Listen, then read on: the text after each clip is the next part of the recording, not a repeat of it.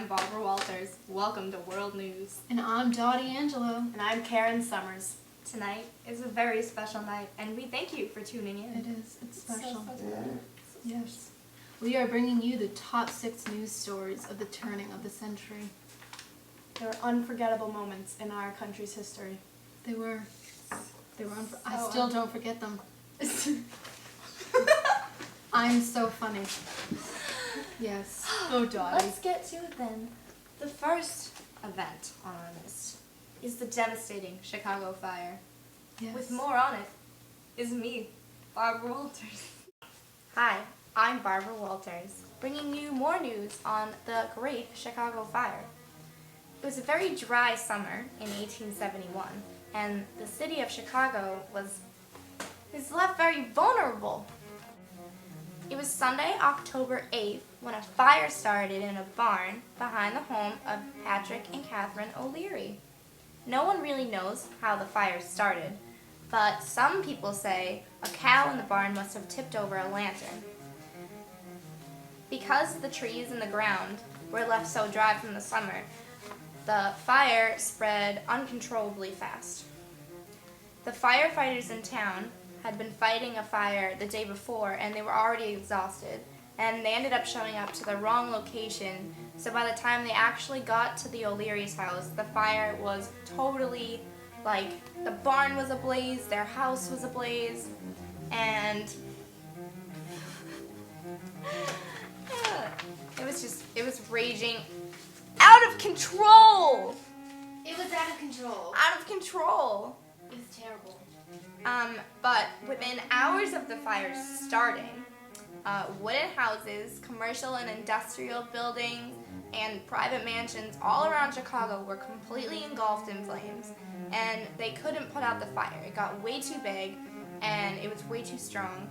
So 2 days later, after the city was basically completely evacuated, it started to rain in the morning of October 10th, and the rain put out the fire.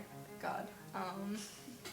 But in the end, it had taken 300 lives, over 100,000 people were homeless, and it destroyed more than $200 million worth of property was destroyed. Destroyed! It also completely leveled the whole business district of Chicago, which at the time, business was booming. It's 1871, the Industrial Revolution's going on, and they had a huge trading center in the business district, and it was gone.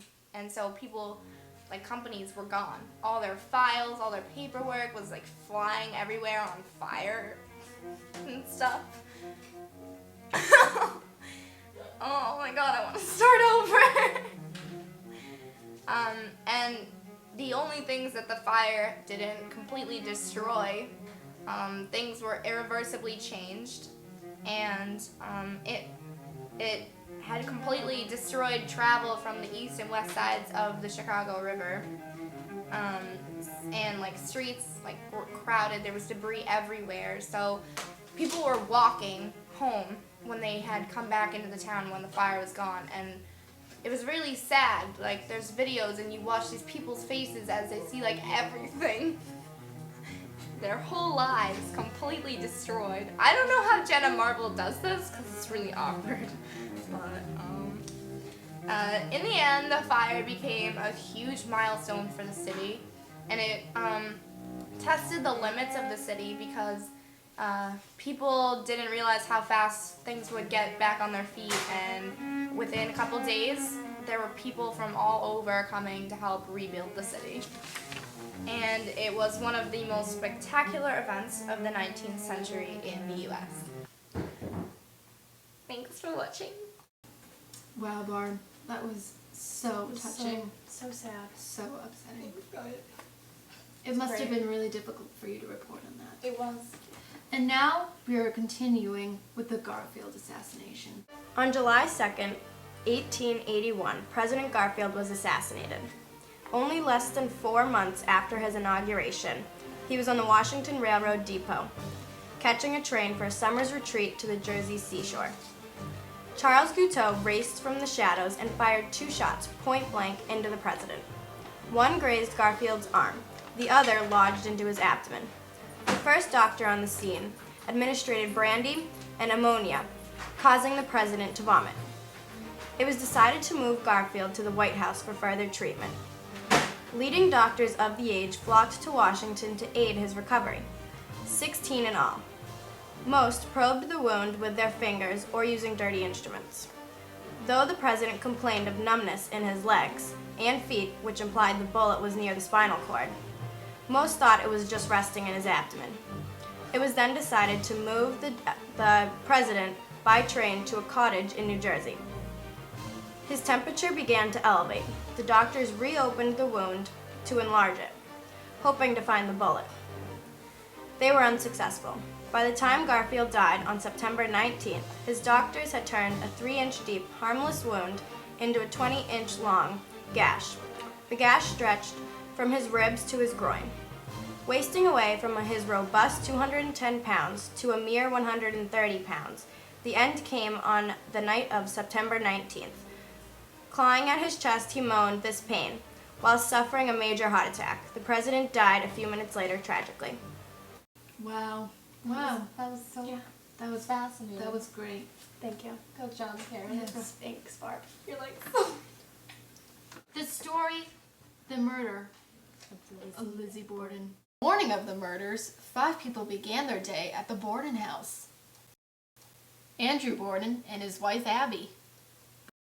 Bridget Sullivan, an Irish housemaid that had been working for the Bordens for 3 years.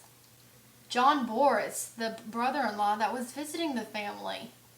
And Lizzie Borden. Her sister Emma was visiting friends. After breakfast, Lizzie was ironing handkerchiefs.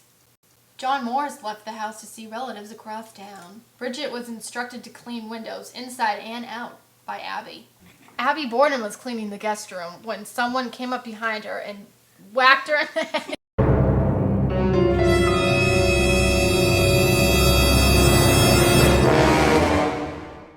Andrew went downtown to handle business.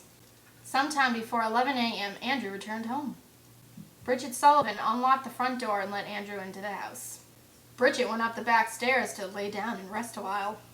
Mr. Borden then made his way to the sitting room where Lizzie tells police that she helped him take off his shoes to take a rest. While sleeping, someone snuck up on Mr. Borden and whacked him in the head 10 times with a sharp instrument.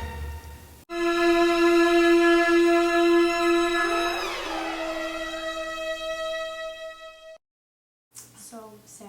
It's terrible. That's awful. Lizzie Borden was not arrested for the murders until 1 week after they were committed. When put on trial, her testimony was somewhat confusing and contradictory. The all-male jury found Lizzie Borden not guilty of the murders of Mr. Borden and Mrs. Borden, but controversy about who committed these murders is still being talked about today. Wow. I know. That is I was so shocked. unladylike. For a woman of that time. It's disgusting. I hope you don't do that, Karen. Oh, I won't. Don't you go killing your parents now. No. Okay. On September 5th, 1901, President William McKinley was in Buffalo, New York to deliver a speech. The following day, the president appeared at a public reception in the Temple of Music on the Exposition grounds.